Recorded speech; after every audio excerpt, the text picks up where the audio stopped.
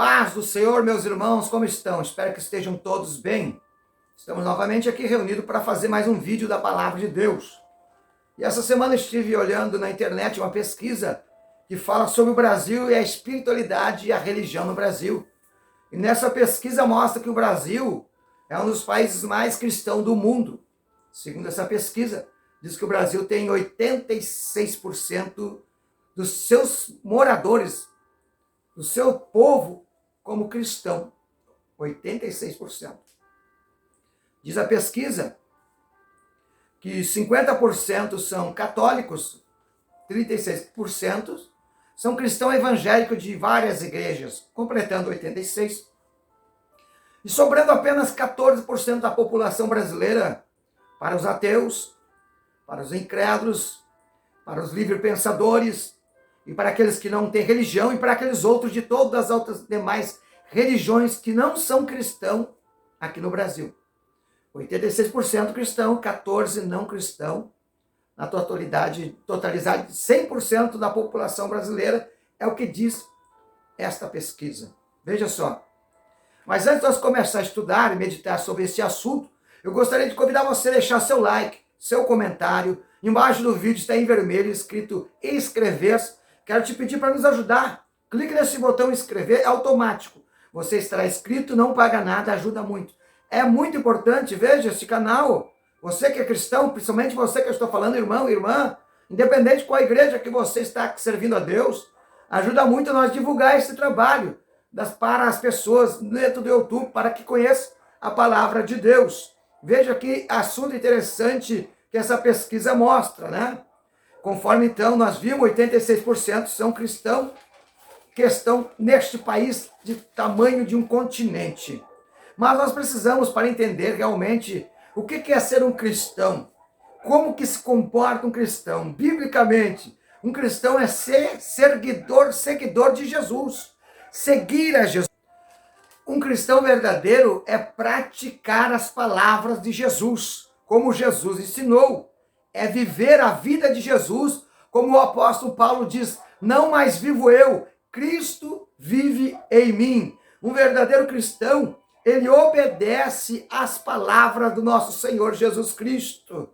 Mas, se você diz, eu sou cristão, mas não sigo o exemplo de Jesus, não pratico os mandamentos da sua palavra, não vivo a vontade de Deus, não obedeço às escrituras como Jesus ensinou que nós devemos obedecer, mas você diz, talvez eu não obedeça a tudo isso, mas eu creio em Deus.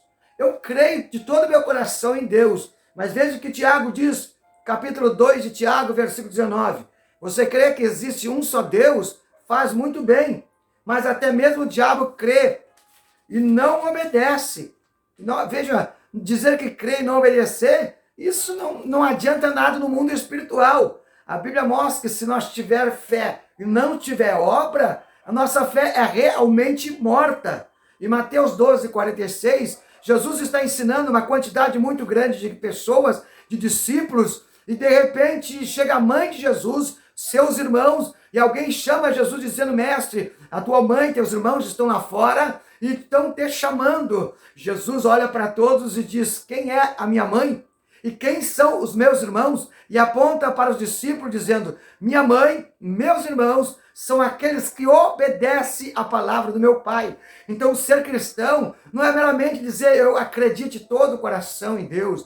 Não é meramente somente ir em uma igreja, uma vez quando sentir no coração. Mas Jesus está dizendo, para ser irmão dele, para ser discípulo dele, para ser filho de Deus, tem que crer nele, mas obedecer sua palavra. Veja que coisa interessante. Aprendemos então que para ser filho de Deus e discípulo de Jesus, servo de Jesus, não basta apenas dizer que crê em Deus e ser religioso, mas é aquilo que Jesus lá em João 3:10 disse para Nicodemos. 3:5 disse para Nicodemos, quando Nicodemos foi se encontrar com Jesus, Nicodemos era o melhor religioso que se encontrou com Jesus até os nossos dias. Nicodemos era do judaísmo, Nicodemos jejuava, era um escriba, doutor na lei, conhecia a palavra de Deus. E Nicodemos foi até o Senhor Jesus e disse, o que eu devo fazer para ser salvo? Jesus disse para ele: se tu não nascer da água do Espírito, não entrará e não verá e nem verás o reino de Deus. Veja, Jesus está dizendo para Nicodemos: não adianta ser religioso, não adianta ter uma religião, você precisa ter uma mudança de vida, um comportamento segundo a santa, inerrante e poderosa palavra de Deus. Então nós podemos concluir, queridos irmãos, que o Brasil é um grande país espiritual, religioso. Mas se verdadeiramente o Brasil tivesse 86% da sua população cristã, quem estaria no Brasil cometendo essa multidão de crimes que tem no Brasil? Em todos os assassinatos, em todos os estados, todos os corruptos lá em Brasília, toda a corrupção que está dentro deste país, os estrupos que são inúmeros, realmente alarmante, a violência que não deixa mais os moradores sair de dentro da sua casa, tem que ficar aprisionados, o tráfico de droga, o tráfico de armas, de influência, os adultérios que estão destruindo casamentos, abortos, os divórcios. Quem que comete todas essas coisas que estão acontecendo hoje no Brasil? É 14% da população brasileira? Somente esses? Porque um cristão verdadeiro não assassina. Um cristão verdadeiro não comete corrupção. Um cristão verdadeiro não comete estupro, não comete violência, não anda por aí assaltando, não usa de influência para fazer tráfico de arma ou de droga, não anda fazendo e cometendo e praticando o adultério, e muito menos concorda com o aborto. Quem são então que estão cometendo, se 86% da população brasileira é cristã, segundo esse censo brasileiro? Mas nós sabemos que o Brasil é um país muito grande em extensão, e uma extensão até mesmo que se compara a países da Europa, se compara até um continente, mas é um país muito religioso e pouco cristão. Eu poderia até fazer uma projeção que 14% seria cristão verdadeiro e 85% somente da boca para fora. A maioria são apenas crentes que diz que crê em Deus, mas não pratica a palavra de Deus. Veja só que coisa mais interessante. Em Mateus 27, Jesus disse para aqueles que se chamavam cristão: apartai-vos de mim, que pratica a iniquidade. Ele dizia: Senhor, no teu nome nós expulsava demônio, no teu nome eu curei os enfermos, no teu nome eu profetizei, no teu nome eu ia na igreja, eu ajudava os pobres. Já que Jesus disse para eles: apartai-vos de mim que pratica a iniquidade. Dentro do estudo profundo sobre a palavra iniquidade, a sua raiz profunda em uma etimologia, a palavra iniquidade que Jesus está falando para esses tal cristão é aqueles que praticam a desobediência, aqueles que vivem a desobediência.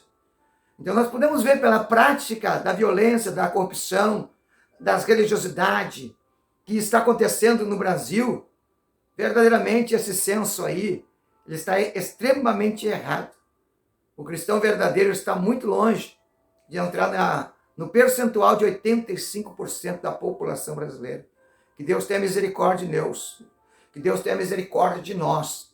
Porque veja, alguns podem dizer: nós não devemos julgar ninguém. Não é julgar ninguém, não é julgar alguém. Simplesmente é colocar em prática a palavra. A Bíblia é muito clara, mostrando pelas suas práticas, nós saberemos que tipo de árvore que está dando fruto. Se é contrário à palavra de Deus, não pode ser cristão. Se não crê nas palavras, não pratica, não coloca na sua vida, como que pode ser seguidor de Jesus? Porque crente todo mundo é. Cristão é outro nível. Cristão é aqueles que são imperfeitos.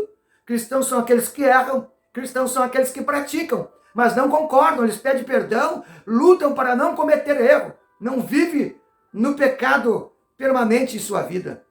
Que Deus tenha misericórdia de mim, de nós todos. Cristão é seguidor de Jesus e obedecendo a palavra do Pai, como Jesus disse. Eu quero orar por você, estender a oração sobre a tua casa, sobre a tua família. Se você ainda não é cristão, entregue a sua vida para Jesus e deixe a Deus agir em favor da tua família. E se você crê em Deus, mas não obedece, comece a buscar a Deus, pedir para Deus te ajudar, e você comece a obedecer a palavra de Deus. Jesus está voltando para buscar a sua igreja.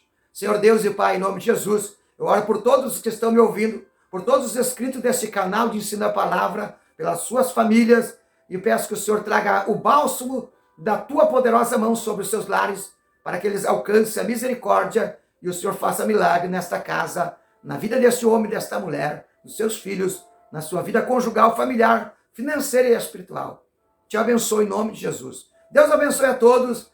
Fique na paz do Senhor e um grande abraço.